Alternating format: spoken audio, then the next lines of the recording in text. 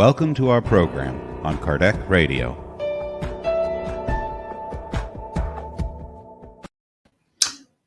Good evening, my Kardec Radio friends. I'm so glad to be here. Unfortunately, I had some technical difficulties, which finally got worked out, and we were able to broadcast. I couldn't broadcast at 4. I tried twice, and now here it is 6:35 when I started the broadcast, and I am so pleased to be here. And as usual, anybody that tunes in knows that we do a reading from the Way, the Truth, and the Life, written by the Spirit Emmanuel and given to us through the Spirit, through the mediumship of Francisco Quindito Xavier. It's a pleasure to be here, and we always start off with explaining what we do, which is normally to go over the New Testament quote, then to read what Emmanuel has written in response to that New Testament quote, offer a few comments, then say a prayer, and then some goodbye type of comments, and that's it. So let us get started, and let's see if I have. I have to bring up the. Oops, here it goes. We got bells ringing. We're really rolling here. The name of the chapter is Christian Glory, and it's number 119. And the New Testament quote is from Paul, the second letter to the Corinthians.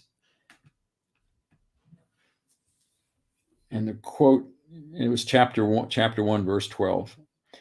The quote is, "Because our glory is this, the testimony of our conscience."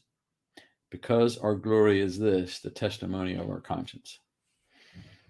Then Emmanuel goes on to write, "Ever since the times of the wild tribes that preceded the organizing of human families, the earth has been a huge stage for the exhibition of temporary glories." We emphasize that word temporary. Competition has intensified the search for transitory titles of honor. The world has long known the bloody glories of homicidal wars, the glories of greed in the coffers of dead fortune, the glories of pride in emblazoned useless manuscripts, the glories of vanity in the deceitful pleasures that precede the grave, the glories of lifeless knowledge in ivory towers, and the glories of sectarian religions in their outward pomp and their efforts at proselytism. In a realm where so many easy glories are sought for, the glory of the Christian is the most profound, the most difficult. The victory of the follower of Jesus is usually on the side opposite that of worldly triumphs. It is the side that is hidden, and few are able to see it with mortal eyes. Nevertheless, this type of glory is so great that the world can neither provide nor take it away. It is the testimony of one's own conscience transformed into a tabernacle for the living Christ. In the divine instant of this glorification, the soul is bedazzled before the perspective of the infinite. This is because something unusual has happened within the mysterious crypt of the heart. The child has found its father in the midst of eternity. Those last two paragraphs encompass what Emmanuel is trying to get across to us, that in the beginning of this little chapter, we talk about the temporary glories that are here on earth. The wild tribes that preceded the origination of the families. And he calls it a huge stage for the exhibition of temporary glories. And that's exactly what they are, temporary. We know they're temporary. They disappear after a short time. The history is filled with people that conquer other people and then they become conquered until we get to that point where we can live together as human beings that practice solidarity and fraternity. And we practice that one organization I just love, fraternities without fraternity without borders, which is really, again, is another way of encapsulating what Emmanuel is saying about these glories. We mentioned the wars, the greed in the coffers of people that die and have this enormous amount of money, pride emblazoned in useless manuscripts. People write stories about themselves, autobiographies about themselves, without really contributing any particular good to the. And of course, don't get me wrong, there are autobiographies or biographies that are written that really do help society, but not all of them. The glories of vanity in the deceitful pleasures that precede the grave. The vain people that are up there with their pride. And the people that have this knowledge and it basically kept to themselves rather than sharing it with people, which means they have to take the time to study, to teach, and to teach that can be understood, especially when these people have these higher knowledges. They have to figure out a way to impart that knowledge to other people. And last one about the religions that have to have these high level ceremonies and yet try to get people to go along with their particular way or belief. And then he writes the last 3 paragraphs is where he gets into the fact that in the realm where so many easy glories are sought for, the glory of the Christian is the most profound, the most difficult. And that is because we Christians, Spiritists, know and are aware of the afterlife, and that this is a test, a trial, a suffering, tribulations, you name it. I think it was Elsa Rossi, a Spiritist in London. Life is not a vacation, and unfortunately, too many of us feel that way, that life is a vacation, and it isn't. This is all about doing the good. And then he goes on to say the victory of the follower of Jesus is usually on the opposite side of the worldly triumphs. And these are the people that are out there helping people, the people that are in hospitals these days, helping the people that have the virus, the doctors, the nurses, the food staff, the maintenance staff. I mean, it just goes on and on and on. The people that give you the vaccination shots, the people that are doing the research that prove without any question that unvaccinated people are the ones that are filling up the hospitals now. But yet, there's still this segment of our society that wants to somehow close their eyes and ears to this type of information that comes out. And they, for some particular reason, they choose not to follow that particular science. They choose to follow some other people's science that allows them to have a different perspective. And I'm not judging them by any stretch of the imagination, but they have to bear that particular way that they are looking at things. So let us continue on with the last getting to the last two paragraphs. Nevertheless, this type of glory is so great, which is he is so great that the world can neither provide nor take it away. And we talked about this a little bit before. Is a testimony of one's own conscience transformed into a tabernacle for the living Christ. And this is a way we want to look at this thing is when we allow our conscience to direct our thoughts, our feelings, our words, and our actions. Then we are on that narrow road of infinite Christian glory.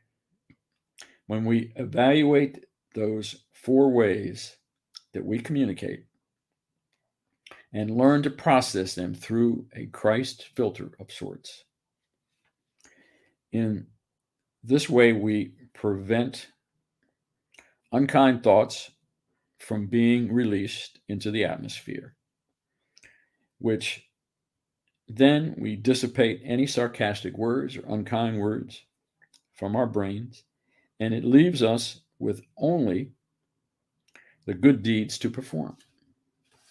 So we've eliminated those thoughts and feelings and words, and now we're left with just the good deeds to do.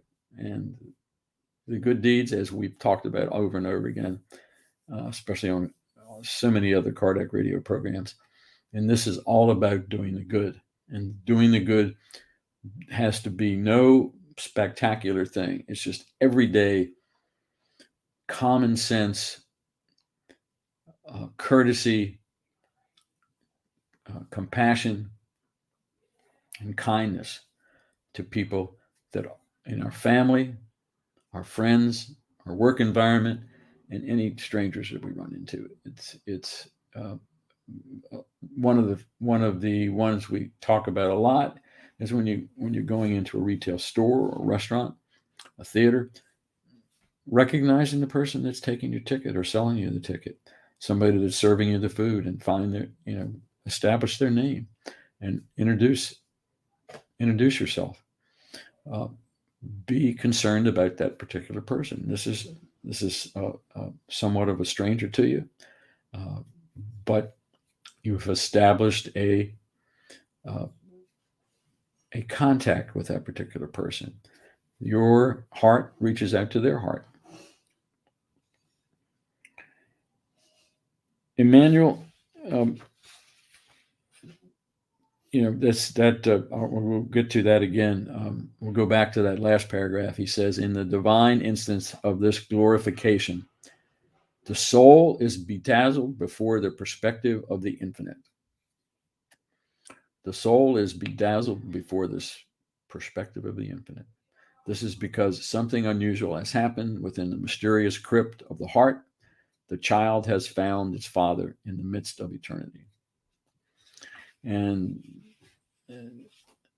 this is, the soul is bedazzled before the perspective of the infinite. And the infinite, of course, is so hard for us to grasp.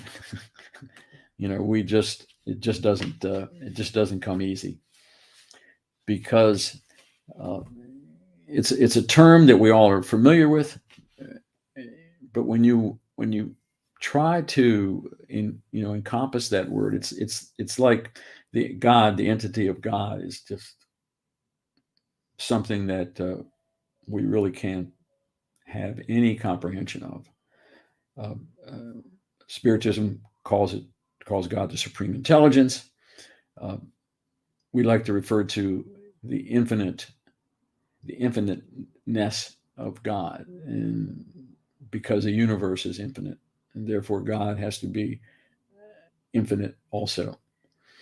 So this infiniteness becomes the key, and this mysterious crypt of the heart opens up, and the child has found the Father in the midst of eternity. And we are here. We are immortal spirits. God created us as immortal spirits. And as most of us know that are listening, we come back over and over again to continue to grow, to hopefully raise our level of purity up.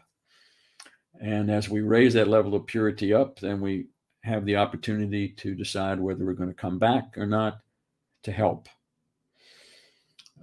All of us trying to get to that next level, we're in this mode of a planet of regeneration that we're going through. We're at the starting line of that, and we hope we get there. And this is about it. I want to say a nice little prayer and then sign off. And Maria, thanks for signing in. Nice to have you with us. So let us close our eyes and raise our thoughts towards that infinite being that we know is infinitely here with us at all times. Dear Mother, Father, God, Lord Jesus, Mother Mary, and spirits that be with us, thank you for allowing us to finally have this broadcast after going through a few mishaps. We're so grateful for your guidance and protection, finally making it work. And we want to implore that infinite love and infinite blessings from God to be spread throughout not only our family and friends in our city and state and across the whole of America, but across the whole globe, and to some of those other planets that need that help, because there's probably a number of other planets that are at the same level that we're at here on Earth, struggling to become a more fraternal society, a more solidistic society, or solid society, practicing solidarity and recognition of that second great commandment of treating people the way we would like to be treated. Very easy to talk about, but so hard to implement in our society. Once again, we thank you for the opportunity to be here and request the granting permission to end this little prayer, and so be it. Well, thanks again, my friends, for being here, and my heartfelt blessings and love are sent from here, and I look forward to being here at 4:00 next Thursday, and so be it. Bye-bye.